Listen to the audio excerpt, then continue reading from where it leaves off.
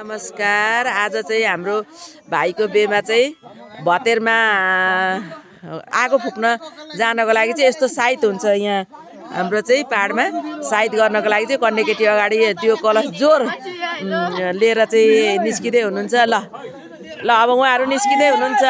कन्या केटी त्यहाँबाट रक्सीको बोतल, त्यहाँबाट दाउरा जोडी जोडी चाहियो। यहाँ हेर्न सक्नुहुन्छ जोडी दाउरा, त्यहाँबाट चामल बोक्ने ल विष्णु सर हुनुहुन्छ यहाँ, चामल बोक्ने हाम्रो ल अनि पानीको गाग्रो बोक्ने सबैजना गएर चाहिँ यहाँनिर चाहिँ अब यहाँ देख्न सक्नुहुनेछ। हाम्रो अब यो पाहाडमा चाहिँ यहाँ हाम्रो टेन्सन हुँदैन, एकदम बारीको पाटामा बनाउने हो, मजाले खाने हो। ल लाग्नुभयो। अब हामी आज चाहिँ भतेरको लागि चाहिँ उहाँहरू सबै थोक लिएर जानुभयो।